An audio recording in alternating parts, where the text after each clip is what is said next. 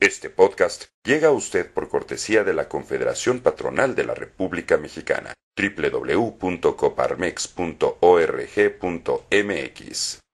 Amigos de Coparmex, el próximo 30 de junio vence el plazo para que la Secretaría de Hacienda y Crédito Público entregue a la Comisión de Hacienda de la Cámara de Diputados una evaluación sobre la conveniencia de derogar diversas disposiciones contenidas en la Ley del Impuesto sobre la Renta.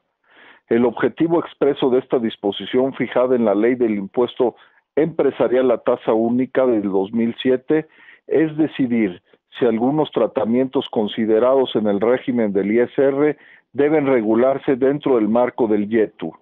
Sin embargo, más importante y oportuno es evaluar y decidir sobre la permanencia del propio YETU o su eventual derogación, en función de su desempeño recaudatorio y el impacto en la economía, en particular, su eficacia como instrumento promotor de la inversión, el crecimiento y la creación de empleos. Desde un inicio, el YETU se planteó como un mecanismo temporal para corregir debilidades en el ISR y posible paso a un solo impuesto directo a tasa única, lo que implica que eventualmente habría que escoger entre los dos gravámenes. Es tiempo de decidir. El diagnóstico que presentará Hacienda y el análisis que hagan los legisladores al respecto debe conducir a ello. Para Coparmex existe evidencia suficiente en favor de la eliminación urgente del YETU, dejar solamente un ISR reformado que incorpore los aspectos rescatables del otro gravamen.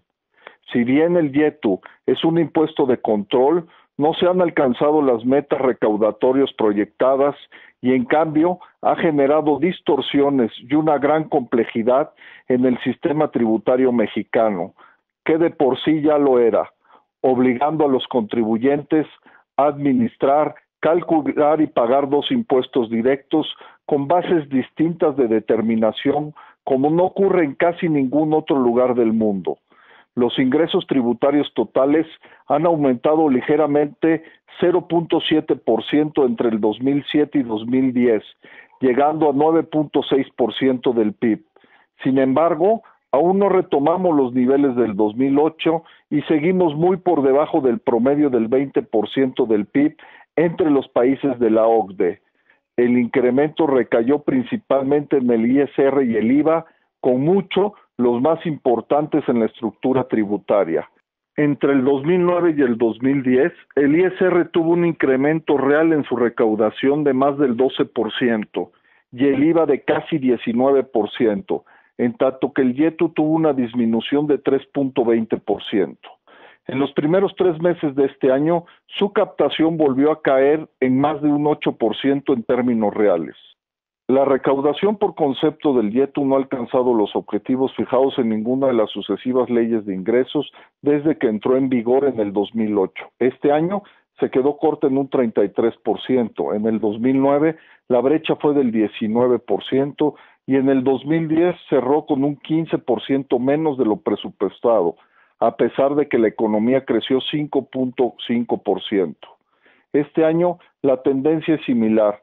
Durante el primer trimestre se recaudó 18% menos de lo proyectado.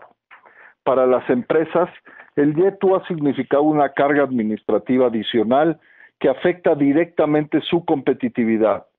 Se han implementado medidas para simplificar, pero no compensan el hecho principal de lidiar con dos impuestos de forma paralela.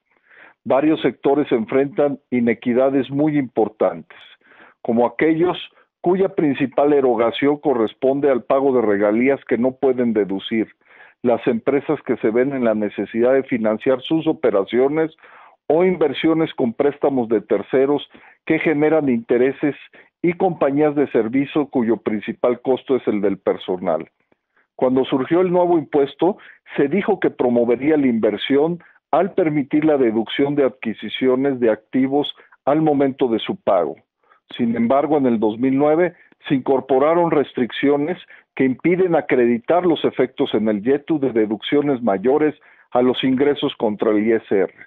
La posibilidad de incentivar la inversión nacional a través del YETU se desvaneció y existe el riesgo de que se desaliente más la inversión extranjera directa. Está latente la posibilidad de que en Estados Unidos no se permita acreditar este impuesto para efectos del ISR. Esto impactaría a multinacionales con presencia en México y podría ahuyentar la inversión significativamente. Los problemas estructurales de nuestro sistema hacendario y los grandes retos fiscales y presupuestarios que enfrentamos no van a ser resueltos con una solución provisional como es el YETU, que además, en mancuerna con el ISR, provoca efectos colaterales nocivos para la actividad productiva. Esto termina reduciendo la recaudación al decaer la actividad empresarial. El YETU fue una respuesta alternativa ante la ausencia de acuerdos entre las fuerzas políticas con representación en el Congreso para emprender la reforma hacendaria que se necesita desde hace décadas. Como en otros temas torales para el país, han dominado las necesidades y los intereses políticos con un predominio de criterios ideológicos y electorales, no técnicos y económicos.